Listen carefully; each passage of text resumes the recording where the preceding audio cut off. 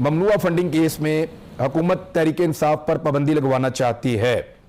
और फिर तोशाखाना का एक केस है उसको भी उठाकर इलेक्शन कमीशन ऑफ पाकिस्तान में दिया है। इमरान खान को टेक्निकल नॉकआउट क्या किया जा सकता है? आप लोगों ने इसकी असेसमेंट की है, कानूनी असेसमेंट? जी बिल्कुल, और ये मैंने इस्तेलाह लोगों को इस्तेमाल करते हुए सुना है और माजरत के साथ ये भी मुमकिन नहीं है। टेक्निकल नॉकआउट का तो मतलब ये है कि काम को गलत हो गया है, नीयत खराब नहीं थी लेकिन गलत काम हो गया है, तो इसलिए कानूनी तौर पे शायद ये मुमकिन हो सके। ऐसा भी नहीं है, बड़ी आसान सी बात है। कानून बड़े वाज़ेह है, आइन के अंदर लिखा हुआ है कि किस किस्म की जमात पे पाबंदी लगाई जा सकती है और उसके लिए उस जमात का मुल्क की सालमियत के खिलाफ काम करना, एक साजिश का हिस्सा बनना जरूरी है, जो जाहिर है पाकिस्तान की सबसे बड़ी सियासी जमात, सबसे बड़ी जमहूरी कुव्वत का एक मजाक ही है ये बात भी करना।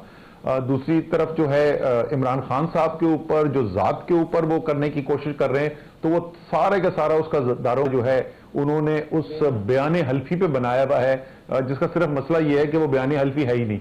वो एक सर्टिफिकेशन है। कानून के अंदर बड़ा वाज़ेह तौर पे तशखीस की जाती है एफिडेविट क्या चीज होती है। मसलन जब हम इलेक्शन के गोशवारे शामिल कराते हैं उसके अंदर एफिडेविट दिया जाता है, बयान हल्फी दिया जाता है, क्योंकि आप अपने असासों की बात कर रहे हैं और आपका ये कानून आपसे एक्सपेक्ट करता है कि आपको अपने तमाम असासों का पता होगा, इसलिए आप एक हल्फ के ऊपर एक बयान देते हैं। सर्टिफिकेशन का मतलब यह होता है कि जो बराह रास्त आपकी मालियत नहीं है, आपके असासे नहीं है, आपकी आमदनी और अखराजात नहीं है, सारी दुनिया में फैले हुए डोनेशंस आ रही हैं, तो उसका एक तरीक़ेकार है। पार्टी की जो टीम है वो पहले बनाती है अकाउंट्स, ऑडिटर के साथ बैठती है, ऑडिटर उसके ऊपर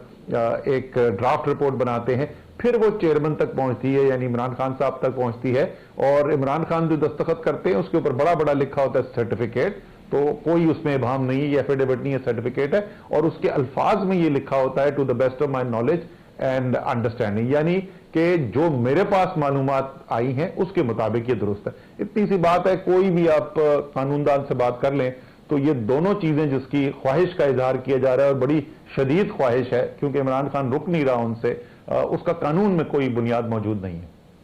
सर रोकना तो पड़ेगा ना, देखो, और रोकने के लिए इलेक्शन कमीशन ऑफ पाकिस्तान में उनको ऐसा लगता है कि सपोर्ट मैसर भी है और आप लोग इसका कहते भी रहते हैं, तो इलेक्शन कमीशन ऑफ पाकिस्तान से एक फैसला आता है और फौरी तौर पे पाकिस्तान को इंतखाबात में धकेल दिया जाता है, तो जितना टाइम आपको अदालतों से रिलीफ लेने में लगेगा उतनी देर में तो पुलों के नीचे से पानी निकल जाएगा। नहीं, अभी तक तो है,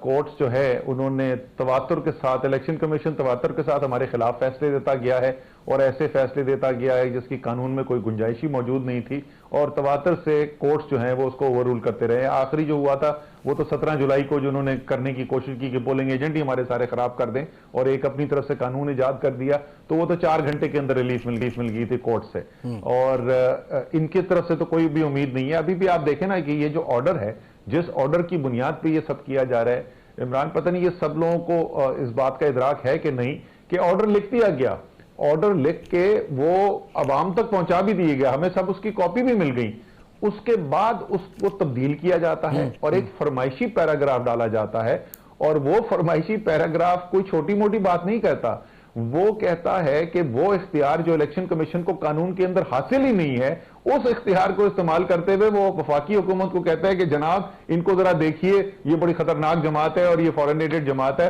तो इनके ऊपर कुछ आप जो मजीद कार्रवाई करना चाहते हैं वो जरूर करें इसके ऊपर। तो वो तो बाकायदा फरमाइशी लिखा हुआ ऑर्डर है, लेकिन जैसे मैंने कहा कि कानून के अंदर कोई गुंजाइश मौजूद नहीं है और इसलिए कोर्ट्स जो है इंशाअल्लाह ताला इसको स्ट्राइक डाउन करेंगे।